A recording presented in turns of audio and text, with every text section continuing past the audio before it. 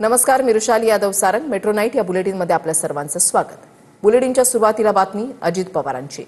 अजित पवारांच्या विरोधात दमानी यांनी मुख्यमंत्री फडणवीसांना पत्र लिहिलंय. दमानी यांनी अजित पवारांच्या विरोधात कायदेशीर तक्रार केली आहे. महिला आयपीएस अधिकाऱ्याला कारवाईपासून रोखल्यानं अजित पवार अडचणीत आले आहेत. दरम्यान अजित पवारांनी महिला आयपीएस अधिकाऱ्याला धमकावलं. अजित पवारांच्या विरोधात गुन्हा दाखल करून घेणार असा इशारा दमानी यांनी दिलाय. इतना आपको डेयरिंग हुआ है क्या? मुझे आप एक काम कीजिए, आप मुझे मेरे फोन में मतलब डायरेक्ट कॉल कीजिए ना. एक मिनट, मैं तेरे ऊपर एक्शन लूंगा. अभी मैं खुद आपके साथ बोल रहा हूँ कि आप मुझे डायरेक्ट कॉल बताती है. महत्वाचा प्रश्न राहिला होता की जो व्हिडिओ सध्या व्हायरल होतोय महिला अधिकाऱ्यांशी तुम्ही जो संवाद साधला, मी ट्विट केलेलं आहे. त्यावर नेमकी काय प्रतिक्रिया? ट्विट केलेलं आहे, ती माझी प्रतिक्रिया.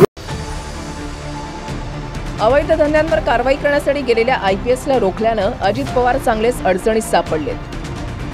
महिला आयपीएस अधिकारी अंजना कृष्णा यांना धमकी देऊन तपासामध्ये अडथळा आणून पदाचा गैरवापर केल्याचा आरोप अंजली दमानी यांनी उपमुख्यमंत्री अजित पवारांवर केलाय. या प्रकरणी दमानी यांनी मुख्यमंत्री फडणवीस, इक्बाल चहल आणि डीजी महाराष्ट्र पोलिसांकडे तक्रारीचं पत्र पाठवलंय. अजित पवारांच्या विरोधात मी कोर्टात जाणार आणि गुन्हा दाखल करून घेणार असं दमानिया यांनी म्हटलंय. अजित पवार यांच्या विरुद्ध मी एक आज कायदेशीर तक्रार दाखल केली आहे आणि ती मी home minister Devendra Fadnavis, ACS home Iqbal Chahal आणि डीजी महाराष्ट्र पोलीस यांच्या तिघांकडेही पाठवली आहे. आणि मला असं वाटतंय की आता आपण ह्या सगळ्यांना एक धडा शिकवणं गरजेचं आहे. आणि कायदा हा सगळ्यांसाठी समान असतो.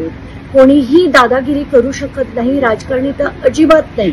आणि हे जे अवैध धंदे, जे दादागिरी, जी वाटेल ती लूट चालली आहे, एवढंच नाही तर सगळ्या अधिकाऱ्यांवरचे जे पॉलिटिकल दबाव आहेत ते आता कुठेतरी थांबवण्यासाठी आपण सगळ्यांनी प्रयत्न करण्याची गरज आहे. तर उपमुख्यमंत्री अजित पवार म्हणजे राज्याच्या तिजोरीवर दरोडा टाकणाऱ्या चोरांचा सरदार असल्याची टीका शरद कोळींनी केली आहे. तर गैरसमजातून हा सर्व प्रकार घडल्याचं म्हणत मंत्री जयकुमार गोरेंनी पाठराखण केली आहे. महाराष्ट्राचा उपमुख्यमंत्री अजित पवार म्हणजे महाराष्ट्र शासनाच्या तिजोरीवरती, मालमत्तेवरती दरोडा टाकणाऱ्या दरोडेखोर चोराचा सरदार आहे. हेच त्यातून निष्पन्न झालं आहे. त्या ठिकाणी तुमच्या त्या बेवड्या पदाधिकाऱ्यांनी हातबट्टी, संत्रा, अंमली पदार्थ मारणाऱ्या त्या तुमच्या कार्यकर्त्यांना जी फोन लावून दिला ना, त्याची पहिली परिस्थिती जाणून घ्यायला पाहिजे होते. अहो, तो प्युअर बेवडा आहे, गांजा फुकतोय, चरस फुकतोय. तसे त्याचे व्हिडिओ व्हायरल झाले. ते पहिले त्याच्यावर एनपीडी अंतर्गत कारवाई करा. ते दादा हे प्रशासनाला महत्त्व देणारे, प्रशासनाच्या अधिकाऱ्यांना कायम किमतीनं वागवणारे दादांचा स्वभाव आहे. त्यामुळे अशी जरी घटना जी झालेली आहे ती मला वाटते आता आपण सगळ्यांनी बघितलेली आहे. पण मुख्य जो उद्देश होता त्यातनं तो काय अधिकाऱ्याचा अवमान करणं का अधिकाऱ्याला त्रास देणं असा नव्हता. पण गैरसमज जी झाली, शेवटी उपमुख्यमंत्री म्हणून काम करत असताना मी उपमुख्यमंत्री बोलताय आणि तेव्हा एखाद्या अधिकाऱ्यानं जेव्हा त्यांना ओळखलंच नाही किंबहुना चर्चा झाल्यानंतर झालं नाही म्हणून गैरसमजातून झालेला तो प्रकार आहे. त्याला एवढं हे करण्याची आवश्यकता नाही. दादांनी त्या संदर्भात ट्विट केलेलं आहे. सोलापूरच्या करमाळ्यात कार्यरत महिला आयपीएस अधिकाऱ्याला कारवाईची धमकी देणाऱ्या अजित पवारांनी ऑन कॅमेरा बोलण्यास नकार दिला. ट्विट केलेलं आहे, हीच माझी प्रतिक्रिया असं अजित पवार यांनी म्हटलंय. महत्वाचा प्रश्न राहिला होता की जो व्हिडिओ सध्या व्हायरल होतोय महिला अधिकाऱ्यांशी तुम्ही जो संवाद साधला, मी ट्विट केलेलं आहे. त्यावर नेमकी काय प्रतिक्रिया? ट्विट केलेलं आहे, ती माझी प्रतिक्रिया. विरोधकांकडून देखील टीका होते. अशा पद्धतीने एकीकडे लाडकी बहीण महिला अधिकाऱ्यांना तुम्ही अशी भाषा वापरली, त्यावर टीका होती.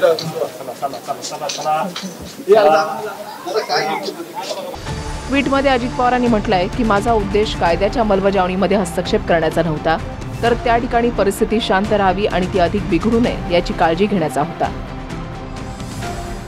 राज्याचे उपमुख्यमंत्री तिला बेकायदेशीर कामाला संरक्षण द्यायला सांगतो आणि त्या महिला अधिकारी असं सांगतायत की तुम्ही डायरेक्ट माझ्या फोनवरती फोन करा. आणि ते त्या अधिकाऱ्याचं म्हणणं आहे तुम्हाला जे काय सांगायचं आहे ते थेट माझ्या फोनवरती फोन करा. यात काय चुकलं? नैतिकतेचा मुद्दा असतोच. नैतिकतेचा मुद्दा असेल आणि नैतिकता जर पाळायची म्हटलं या महाराष्ट्रात, तर महाराष्ट्रातलं 90% मंत्रिमंडळ रिकामं होईल. मुद्दा बेकायदेशीर मुरुम उत्खननाला रोखण्याचा होता. तहसीलदारांकडे आलेल्या तक्रारीनंतर डीएसपी अंजना कृष्णा म्हाडा तालुक्यातील कुर्डू गावामध्ये गेल्या, पण अजित पवारांच्या कार्यकर्त्यांनी त्यांना फोन लावला आणि अजित पवार IPS अधिकाऱ्याशी कसं बोलावं याची मर्यादा विसरले. अरे तुरे करत कारवाई थांबव असा फरमान सोडून ऍक्शन घेण्याची धमकीच दिली. मैं आपको आदेश देता हूँ कि वो रुकवाओ और आप जाओ और तहसीलदार को बताओ कि अजित पवार जी का फोन आया था, डिप्टी चीफ मिनिस्टर ने मुझे कहा ये सब रुकवाने के लिए, क्योंकि अभी मुंबई में जरा मुंबई का माहौल एकदम खराब हुआ है, उसको अपने को प्राधान्य देना है. मेरा नाम बताओ उनको. इतना आपको डेयरिंग हुआ है क्या? मुझे आप एक काम कीजिए, आप मुझे मेरे फोन में मतलब डायरेक्ट कॉल कीजिए ना. एक मिनट, मैं तेरे ऊपर एक्शन लूंगा. अभी मैं खुद आपके साथ बोल रहा हूँ कि आप मुझे डायरेक्ट कॉल बताती हो. सर मुझे कैसे पता है आप सर समझ रही है सर, जो आप बोल रही है समझ रही है, पर मुझे सुनो मुझे देखना है ना, तेरा नंबर दे दो या व्हाट्सएप कॉल करो. ठीक है सर. मैं यहाँ से बोल देता हूँ.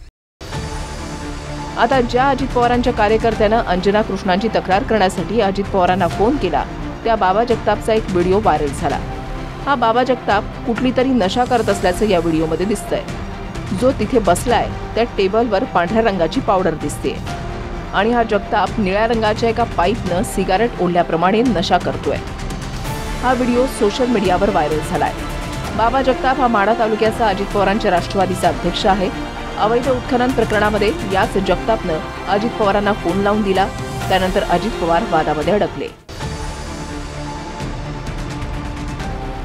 तर उलट महिला IPS अंजना कृष्णा यांच्या शैक्षणिक आणि जात प्रमाणपत्राच्या चौकशीची मागणी करणाऱ्या मिटकरींनी कोलांट उडी मारली आणि बिनशर्त दिलगिरी व्यक्त केली. सोलापूर घटनेसंदर्भात केलेलं ट्विट मी बिनशर्त मागे घेऊन दिलगिरी व्यक्त करतो. ही माझ्या पक्षाची भूमिका नव्हती, तर माझी वैयक्तिक भूमिका होती. आपलं पोलीस दल आणि प्रामाणिकपणे सेवा करणाऱ्या अधिकाऱ्यांबद्दल मला सर्वोच्च आदर आहे. मी पक्षाच्या वरिष्ठ नेतृत्वाच्या भूमिकेशी पूर्णपणे सहमत आहे. अजितदादा, तुम्ही पोल्ट्रीवरचे कामगार शोभता. एका UPSC देणाऱ्या मुलीला जर तुम्ही तिच्यावरती अशा पद्धतीनं दादागिरीची भाषा करत असाल, मी कोण बोलतो हे थांब, ही जी भाषा आहे ही अजितदादांनी सुधारावी.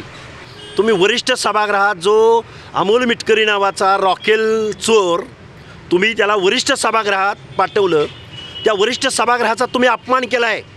या अमोल मिटकरीमुळं अजितदादा पवार तुम्ही किती वेळा तोंडावर पडणार आणि अजितदादा पवार तुम्हाला हा तोंड काळं करायला लावणार. ह्या तुमच्या पाळलेल्या श्वानाला आवरा. ते की काही लोकांमध्ये तो एक स्थायी स्वभाव झालेला आहे. थ्रिलरपणा करून त्यातून आपण स्वतः नेहमी चर्चेत राहावं असा काही लोकांचा प्रयत्न आहे. आजच्या राजकीय व्यवस्थेला जर तेच मान्य असेल तर माझी ते दुःख होतं. अजित पवारांना चूक उमगूनही मिटकरींनी कायद्याची अंमलबजावणी करणाऱ्या अंजना कृष्णांची चौकशीची मागणी केली, पण चौफेर टीकेची जोर उठल्यानंतर मिटकरींनी दिलगिरी व्यक्त केली.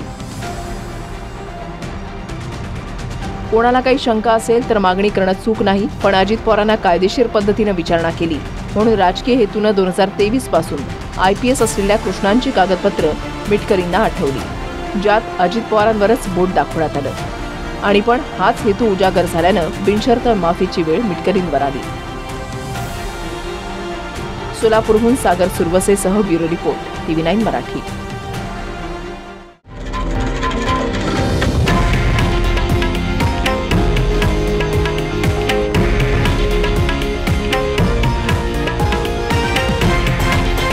हे आहे देशातील नंबर 1 न्यूज नेटवर्क आणि आपण पाहत आहात TV9 मराठी, एकमेव.